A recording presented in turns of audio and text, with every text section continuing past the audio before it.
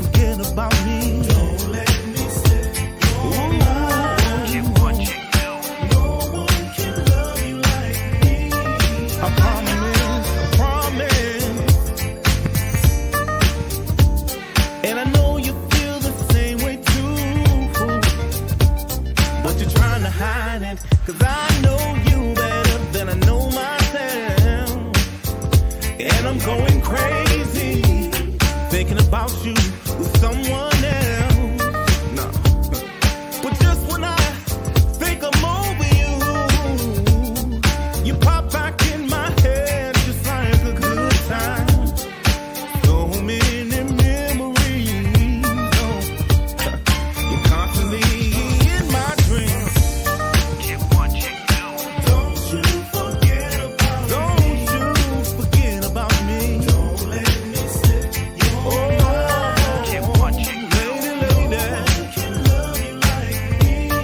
I promise that no one love like me. Listen, baby, no one can love you like I do.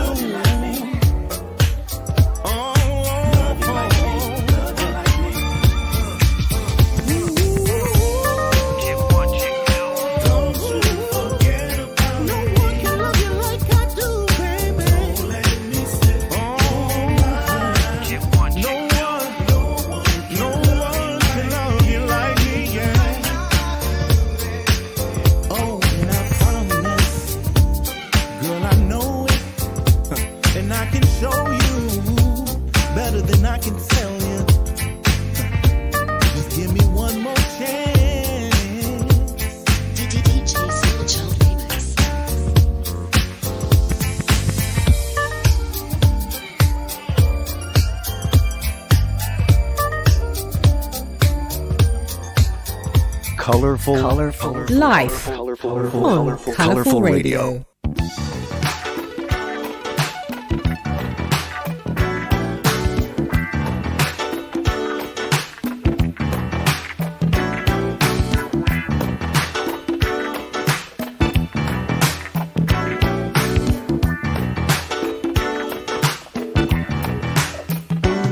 They can spend the money,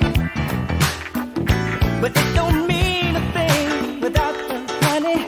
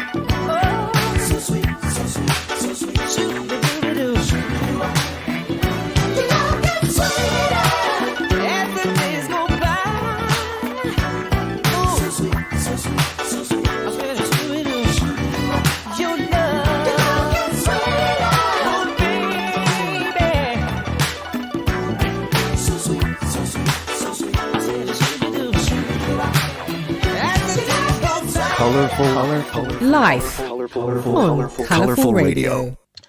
Good morning, and welcome to Owning It with Iola. I am, of course, your host, Iola, and this morning I am joined by two amazing people, as always. Only having amazing people on my show. I have with me again my sister, Akosua of Ofusuhene. Akosua, welcome to the show. Hello, thank you for having me back. You're welcome. And also I have DeanOkaiSnr from ADPAC. Welcome, Dean. Feeling welcome, glad to be here. Fantastic. So we've had a very eventful week again, as we've always, as we discussed previously. There seems to be this whole thing of dragging us emotionally as a community, and this time this was in the form of a 258-page report on race and ethnic disparity in the UK, produced by Dr. Tony Sewell and his colleagues. Which has been met with much controversy because obviously it's a load of nonsense, basically. We're not going to put any other terms to it. It's a load of nonsense.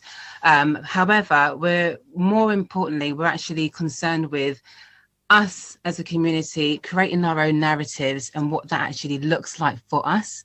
And so I've invited Dean and Akosua on to give their take on what we should be doing and how we should be being in response to not just this report, but things that come up to trigger our traumas in the plight of us striving to live and exist as Black human beings in this country.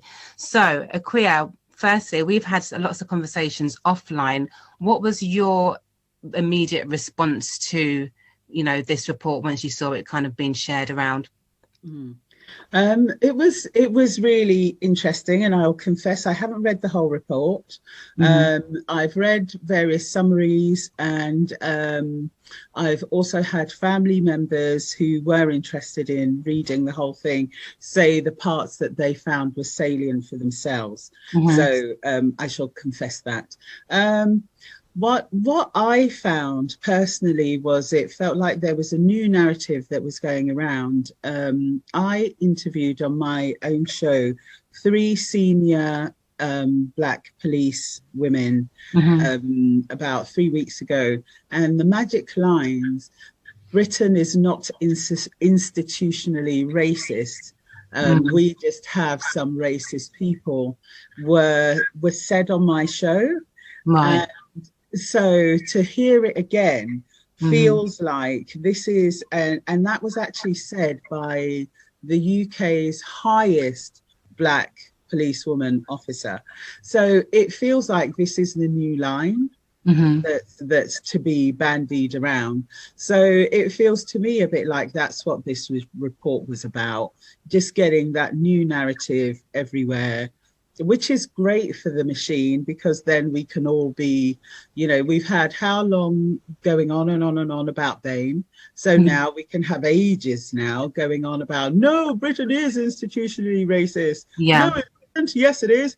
And round and round and round we go over things that make no real difference to our daily lives. But there are things in there that do make a difference to our daily lives, and I think if anything need to be concentrated on, it's those. So I saw stuff to do with education and the teaching of Black history.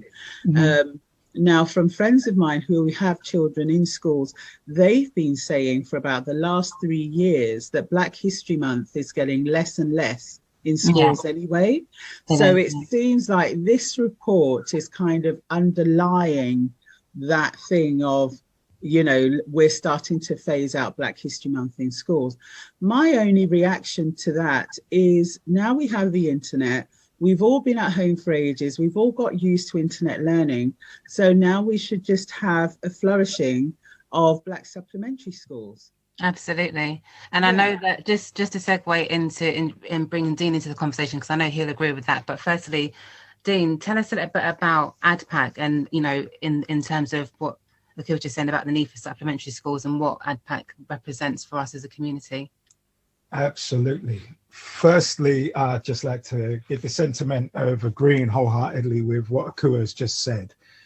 ADPAC is an umbrella organization established to coordinate our national activity. So grassroots organizations, professionals, advocates, and our social commentators, so that we are a lot more organized and effective than we've been across all areas of our lives. Now, numbers don't make us powerful, because our Eastern European distant cousins, the descendants of the Khazarian Empire, are only 246,000 in the UK. Mm-hmm. And people of African origin are nearly 3 million.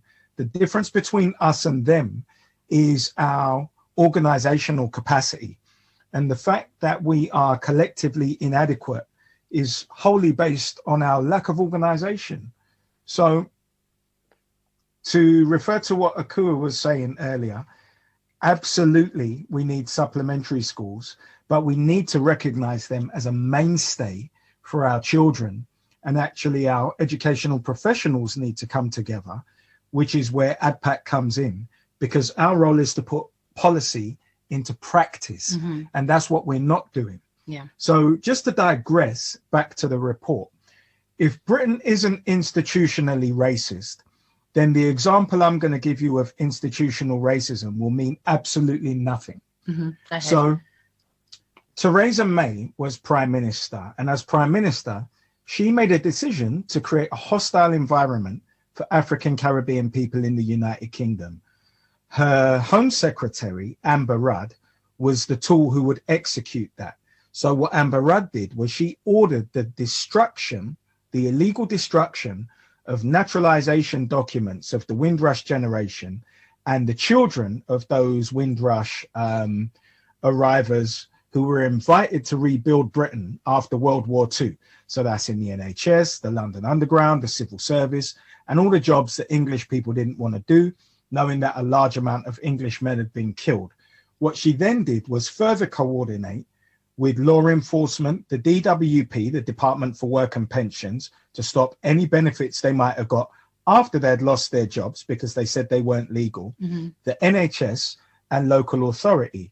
So they completely isolated these people, asset stripped them, kidnapped them, and then deported them. Yeah. So that is institutional racism in a nutshell, Mm. from policy all the way through the delivery. It is going to be relegated to the sidelines. Mm. But outside of government and any kind of institutions within the English authority, we can say and do what we like. And the backlash that they're seeing is not coordinated, but our effective communication and response to them. Mm-hmm. And we're letting them know that it's not going down. We know that it's not true. And that 258-page spell, a spell being magic is merely the ability to shift consciousness from one state to another. And within that, we've all been shifted into confusion and anger, which is merely applied behavioral psychology. So I'll leave it there. Yeah. But that applied behavioral psychology Mm-hmm. is to keep us in a state of perpetual terror so that we react to whatever their line is for the day. Yeah, absolutely. And I was going to say that, you spoke about the backlash and the anger and the fear mongering. That seems to be our general, reactionary response to whatever happens. Like Akua said, it might be this report, it might be something else that will happen next week. And it's across all sectors, whether it's politics, whether it's, commercial marketing. It always seems to be an aim, an objective to trigger us emotionally. So with that in mind, we've had lots of conversations offline, Akua, as well, about what the best protocol, if you like, should be, that we should be, our response as a community. What would you advise in terms of our state? What should we be doing when we're seeing these reports and things come up and actually feeling angered? But yeah. What would you say that should be the way that we should actually respond to these things?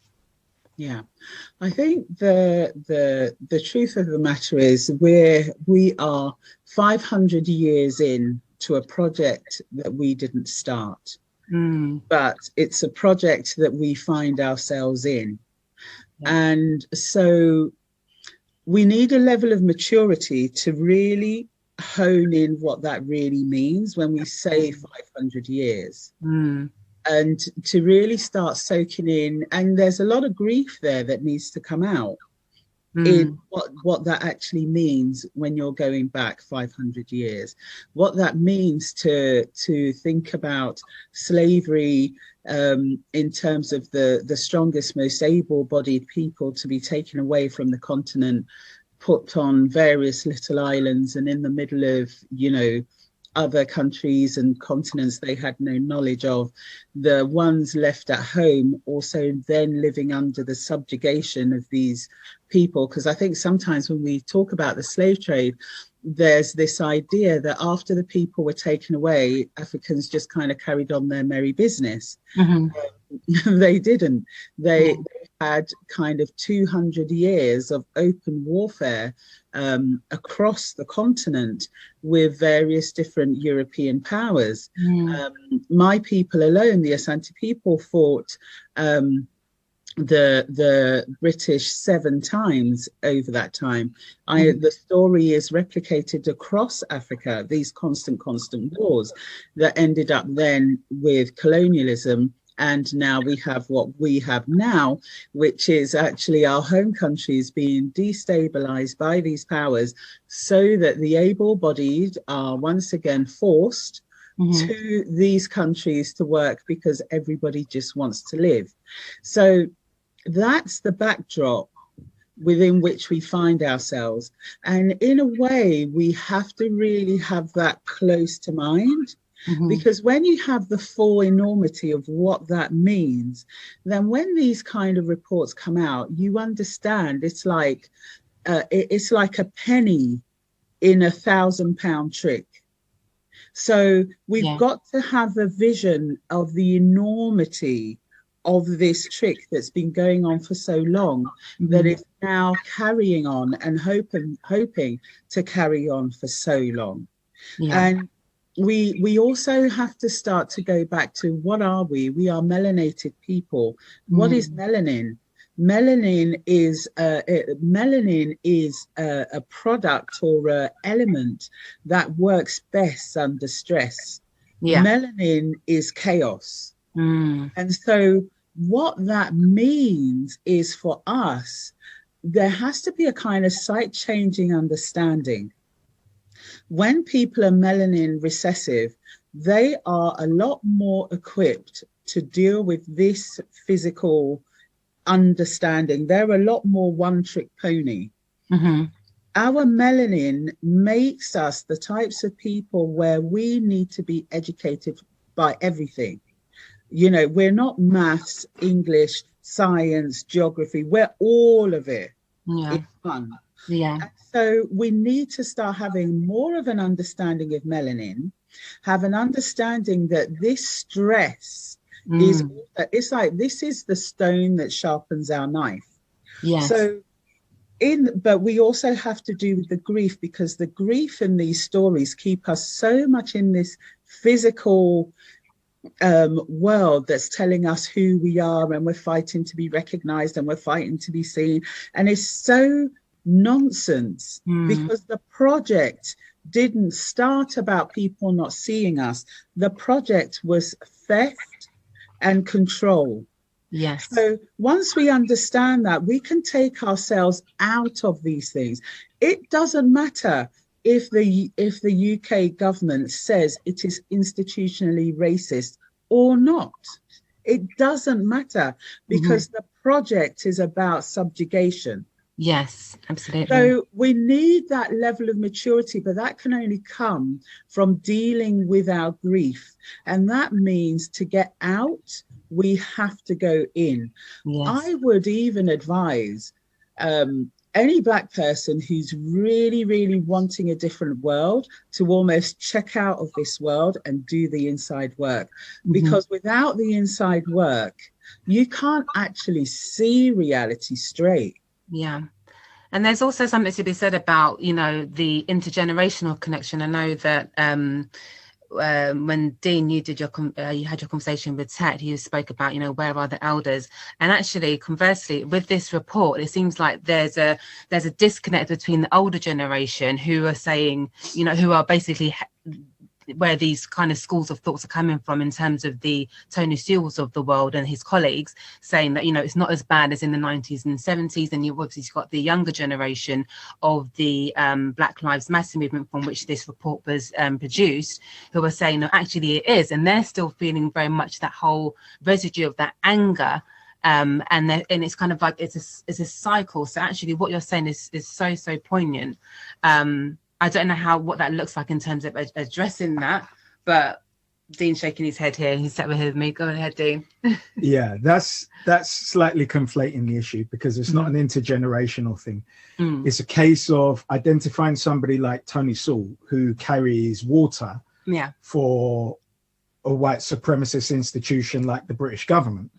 But I tend to have more empathy these days, because I know that we don't support our advocates. Very few of these people start out like this, and they get co-opted because white supremacist institutions socially and financially reward the treachery of the collective, and it becomes an individual solution. Right. So if you imagine you took somebody who worked very hard, had all the qualifications, like the doctorate, like running any of these race industry organizations, and gave them every single accolade possible to give an African Caribbean person, they would still have zero power within their halls.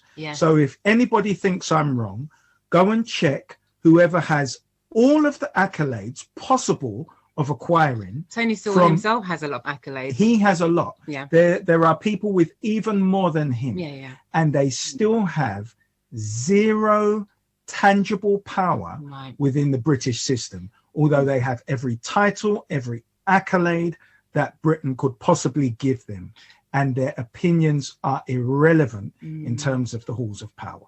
Yes. And actually, on that note of power, I know that this is a favourite subject of Akosua, who's been studying the nuances of power and how we use it. And as race is very much about power and the constructs and how we basically unconsciously volunteer our rights and our sovereignty away, what would you say about that in terms of basically harnessing our power in this dynamics, Akosua? Yeah, I wanted to say, just in reference to people like Dr. Tony Sewell and other people in the system, we have to realise that people work for the people who pay them. Yes. It's who pays the piper to tune. Yeah. So, if I let's say I take over this estate that I'm in, let's say I take it over, I can employ somebody to sweep the streets and clean the hallways. They work for me. Now it's to the benefit of the people who live here until I say to him to stop cleaning the stairwells. He works for me. So I think part of our maturity is really understanding those things. All the African government heads all go to Oxford and Cambridge and the top schools in America. That's who they work for. The all of their bodyguards are trained in Israel. This is the reality, and this is why in many ways we have to go in. So, okay, what does it mean in terms of power? What happens is when you're brought up as a woman, as a black and brown person, there's a lot of things about your position in terms of power that you were never taught in terms of somebody tells you to be scared of white people or not to feel as big in front of them. But you learn that by osmosis, by being in the world, seeing your parents, seeing how it all works. Yeah. So you don't even know when the opportunities come and you completely give away your power or they take away your power. And this is why the work begins inwards first, because it doesn't matter how much you stand in front of the mirror and you're saying, I am beautiful, my black skin is great. You can do all the affirmations, but if you don't understand about how power works when you're in front of the other, they're able to sap it away from you continually. An example I'll give is we've all seen these American police who are constantly killing black people on the road in America. And you kind of think, why did they argue? You know what these people are like. Yes. And the reason why they do argue is because they are acting from grief and stress and not understanding power. When you understand power, because power acts on you always in the moment.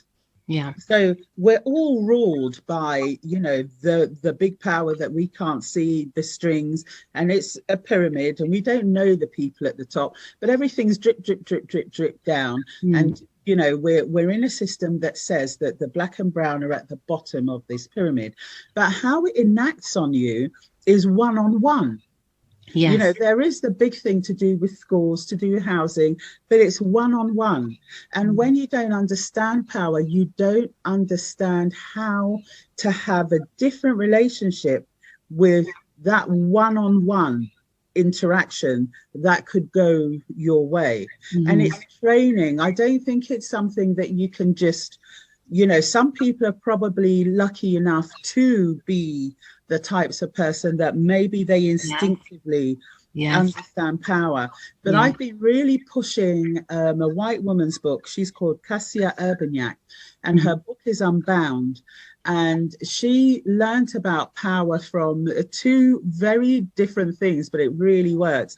She was working as a dominatrix, and she was using the money to actually fund her training as a Taoist nun. Okay.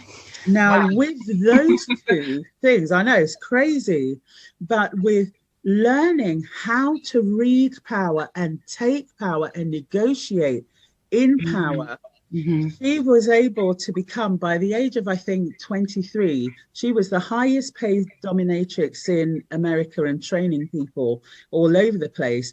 And it was her students who said to her, what you're teaching us is I'm now being paid double what I was being paid. I'm now doing this, I'm now doing that. And she started to train more and more and more women. And I say every black person needs to be signing up to that course, because we don't have no elders. We don't have anybody teaching us about power one-to-one. And I said it before on your show so many times. There were questions when my son was getting into trouble at school. There were questions that I now would ask that didn't even enter my head then, because I didn't understand about power. There are things I would have taught my son then that I didn't, because I didn't understand about power.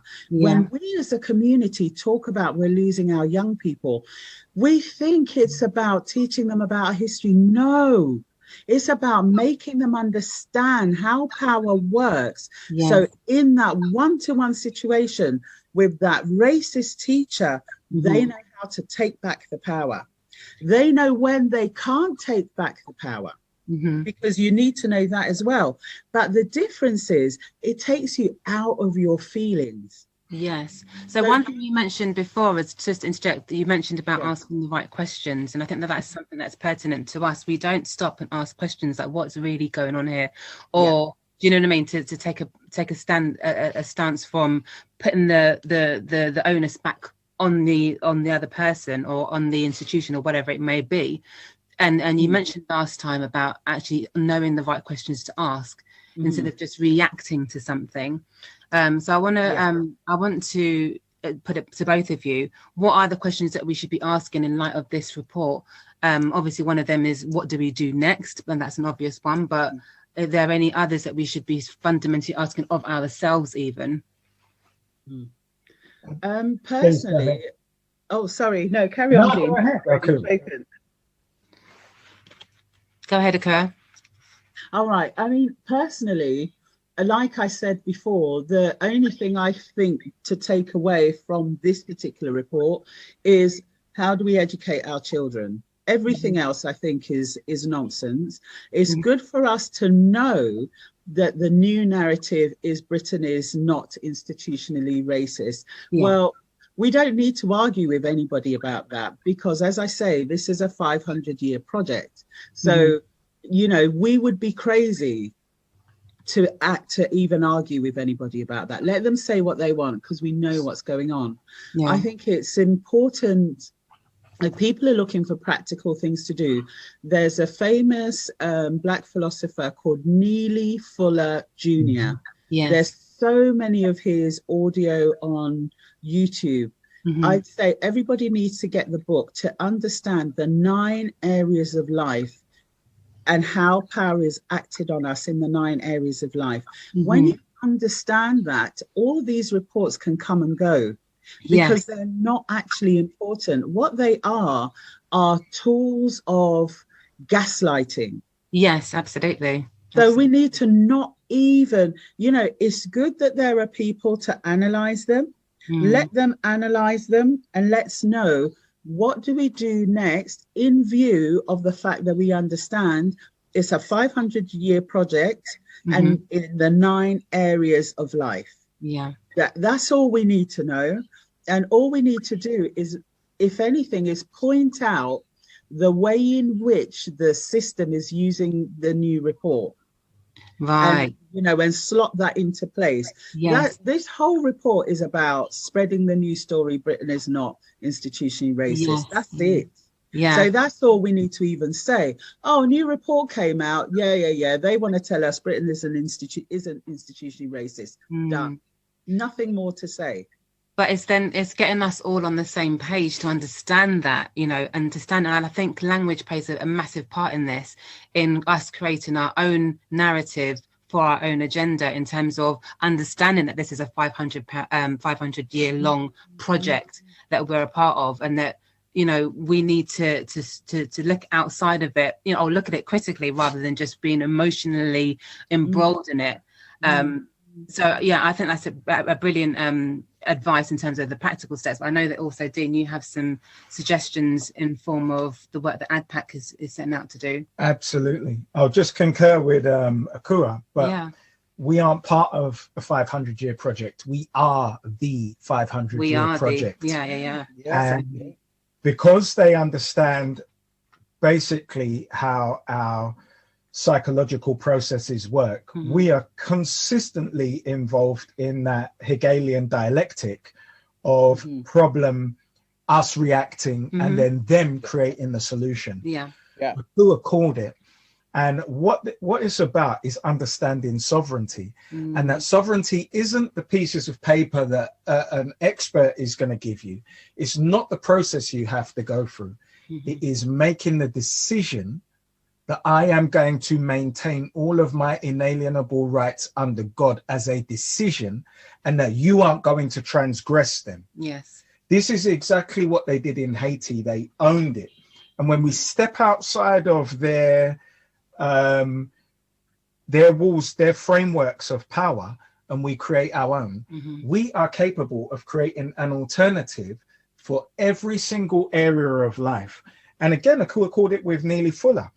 In understand, you could play any of those tapes from 30 years ago today, and they all perfectly apply. You could apply them to any situation. And it's for this reason, that knowing that that report was to give birth to a policy of benign neglect.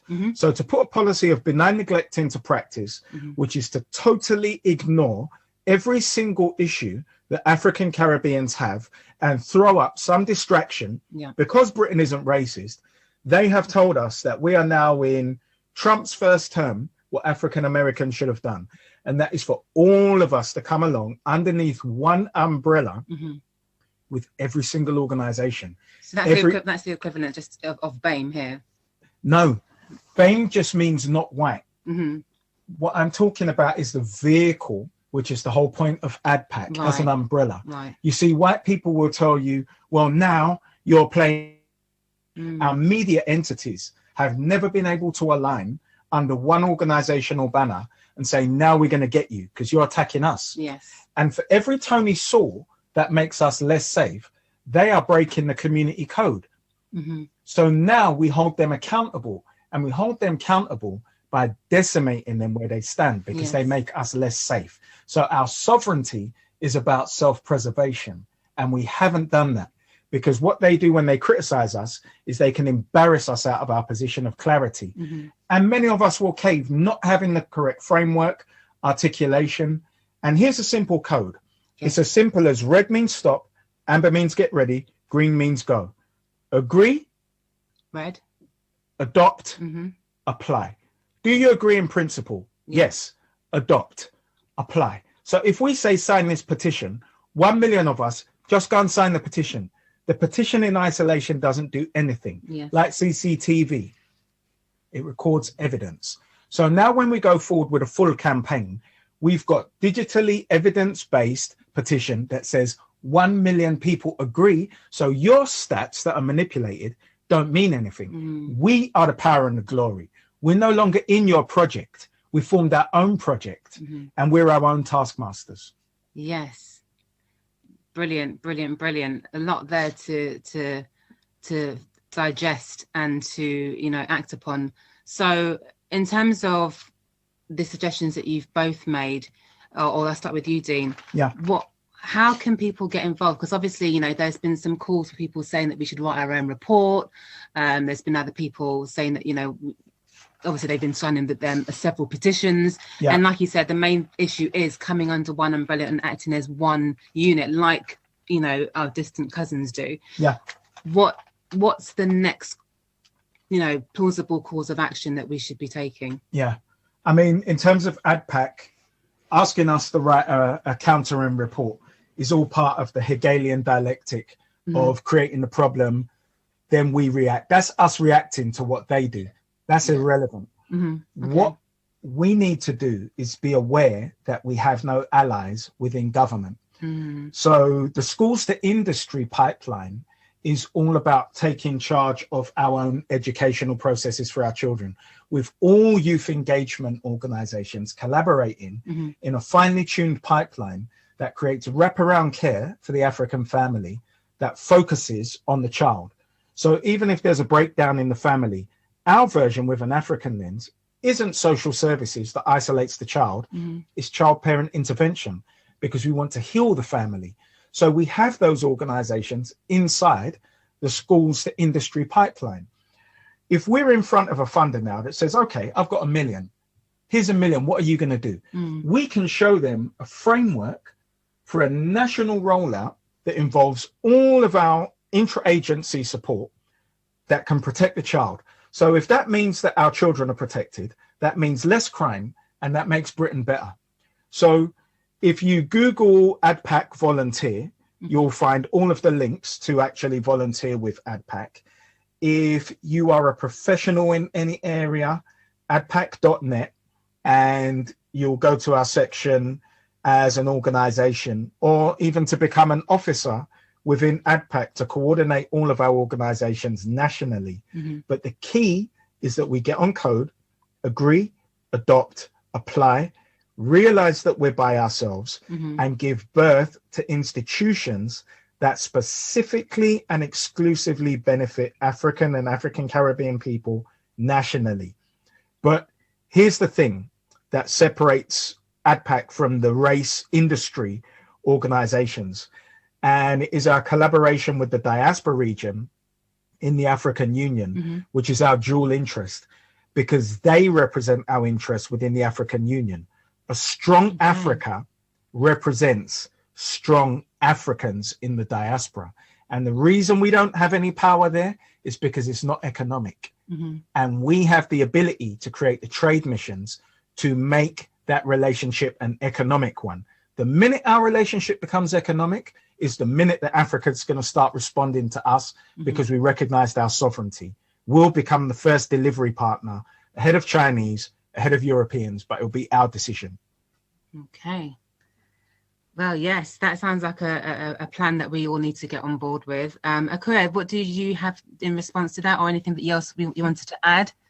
Yeah, I mean, I'm definitely a one-man band person. So, yeah, and I think I said to you before on one of your shows that when I worked with psilocybin magic mushrooms, I asked about racism, you know, what is it? How do we get over it? And I was shown that racism is like the salt in the sea. And when you're working to take the salt out of the sea, it's a thankless task. You will die and you will never make it. It's about traversing. It's about sailing. It's about swimming. It's about building piers. It's about learning how to surf. I love that analogy. It is there, you know, it's there, and we've got to learn how to work with it. And another time working with a different medicine, I was shown that, you know, this racism story is the stone that sharpens us as knives. Yes. You know, so it's a different way of interacting with it. And I've learned as we've gone along that it really is, it's the work of going inside. And I think this story has been so deep and so long that I don't know that we have the kind of psychologists who are out there to be able to really help us. The only thing that I've really found are plant medicines and those compounds to be able to cut through the intergenerational pain. And so I do advocate, I totally advocate the therapeutic use of psychedelics, because the way in which they are able to open your eyes is not something that human beings have been able to do. And this is probably also why in our communities there's been such a big division away from these medicines. I mean, if you go to the if you go and see the Kalahari desert people in South Africa, they have plant medicines for everything. I'm sure people have seen on YouTube, you have the Maasai warriors who are able to walk up to the lion and take the meat from the lion. They do that under the influence, and their power they are able to push outwards. So personally, I think, you know, I believe in another great old teacher of ours called Kalindi Ai. He was the master of taking high doses of psilocybin magic mushrooms. And he used to call it the journey of the alone into the alone. And for whatever reason, we find ourselves on this planet at this time, and this is our issue. And so, yeah, the method that I found that seems to be working for me is to work with the medicines to be able to see clearer what it is that we need to do. And for me, that's about going inwards. Yes, fantastic. Well, I think there's definitely much to be said about the fact that there are, you know, many different ways to you know, skin a cat, as the saying goes. And I think that, you know, we need to look at this from both perspectives, you know, in terms of our own institutional level, and also as individuals, what the work that we can be doing on an individual level. And I think what Dean said about the agree, adopt and apply, I think in the first instance, if we can agree that we are the 500-year project, and that everything that is kind of directed at us is part of the machinations of the machine to keep that story going, you know, and that acknowledgement will kind of cause and debunk a lot of confusion and a lot of noise that I'm seeing online about what we should be doing next. Because then, do you know what I mean? Like then we can take the next step of, okay, what do we do with this, or what's our next move? Not necessarily as a reaction or response to that, but just in terms of managing our own well-being and our own self-determination. You know, so I think that, as I said, both approaches are, you know, they need to be done simultaneously. I know that Dean wants to just add another little another point. Here's my take, and I agree wholeheartedly with what Akosua was saying, having taken psilocybin mushrooms myself.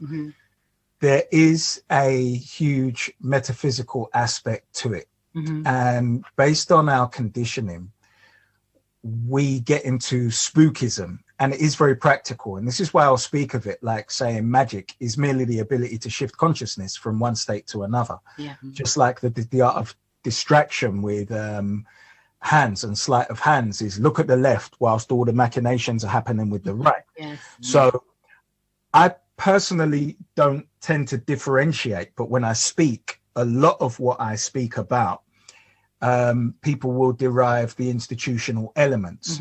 But I recently spoke about them doing Tai Chi with us in harnessing our energy. And we aren't Tai Chi masters. So we are reacting to people who are merely sending out energy and then taking our energy as we push it back. But this is all metaphysical practice, which is our original practice, which is being used on us.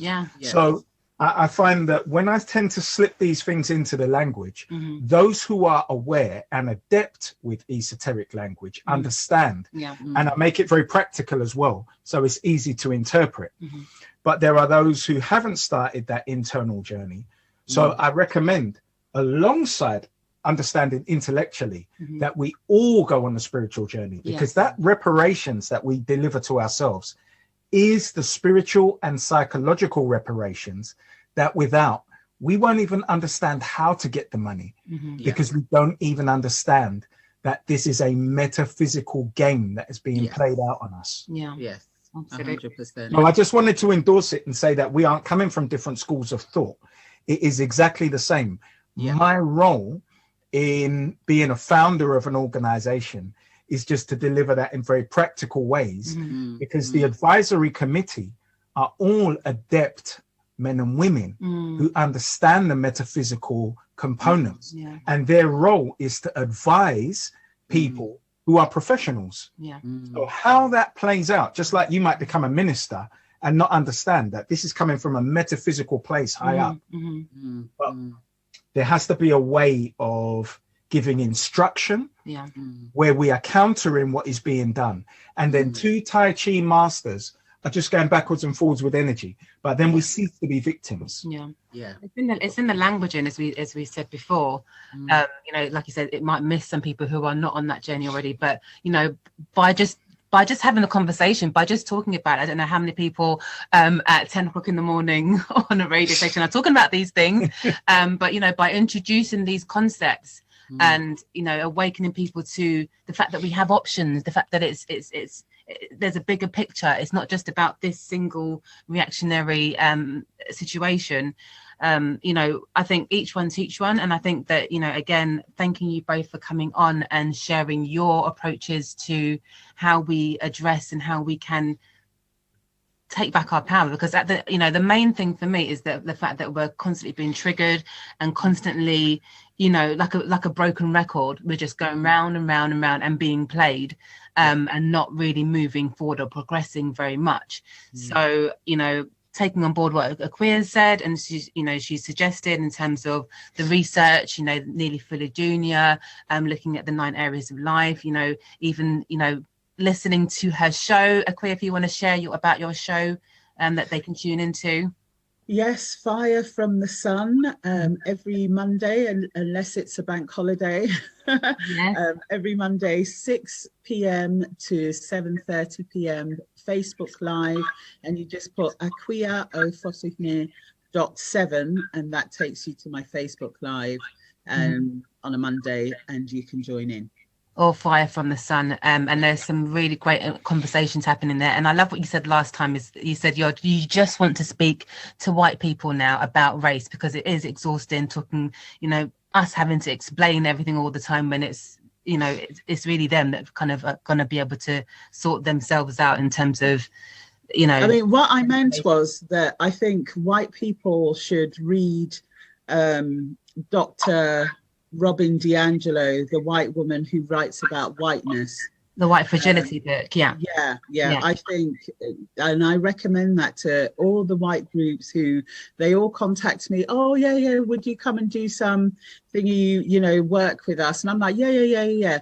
Read this book first, because actually I've got nothing more to really say to them than what's in this book. You know, a white woman tells them all about themselves and the ways in which they play the game. And that's all they need. They don't need 2 weeks. They don't need 4 weeks. They just need honesty and to understand where they fit in the system. And also they just need a bit of self-forgiveness as well. You know, nobody was born creating the system. All of us have been born into the system. So white people can kind of like relax, and if somebody says they've been racist, they need to just say, oh my God, how? Please tell me how I did it so I don't do it again. That's it. We don't need white people saying I'm not racist. How the hell do you know? You're starting up another conversation, Aquila. If to get you back on, I say that every time. There you go. You got to guarantee. You got to leave him on the cliff's edge. But yeah, tell us how we can get in touch with you and the organisation ADPAC. So the website is adpac.net. Google ADPAC volunteer, and for officers also, just Google ADPAC directors and trustees. Fantastic. One last question in a real short sentence, please. What does or should owning it mean for us as the Black community? Very succinctly. Go for it, Akosua. Dean puts me on the spot. Own your head, own your brain, own your perceptions. Love it. Absolutely. Know you are sovereign with nobody else's permission. A slave between the ears is a slave, and it's merely a decision. Know that you are made up of God's substance, and all power, incidentally, just very simply, is self-appointed. Life. Colourful Radio.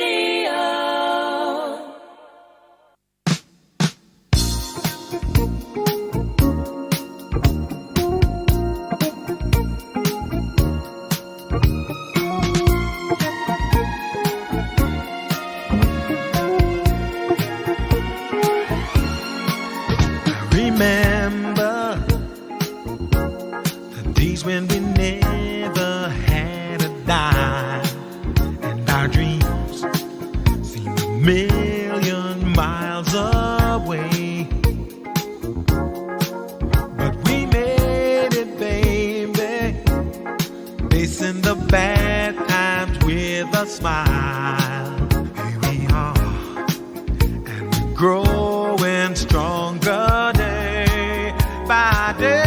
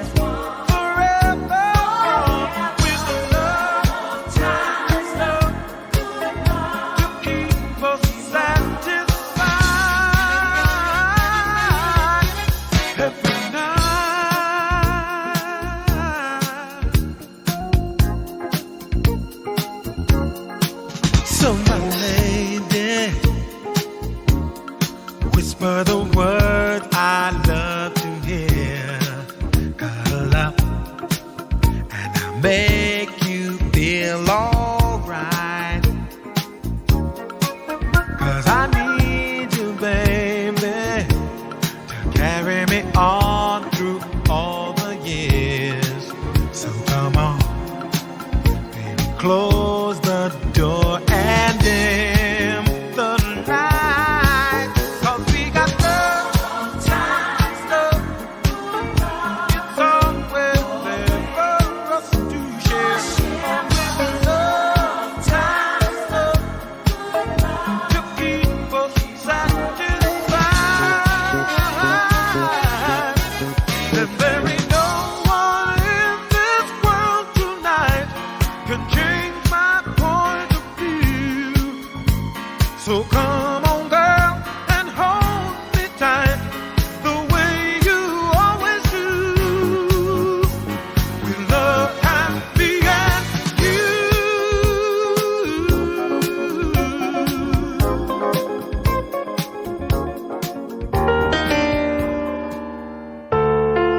Live on digital radio, colorfulradio.com, and apps. This is Colourful Radio. So-called vaccine passports will not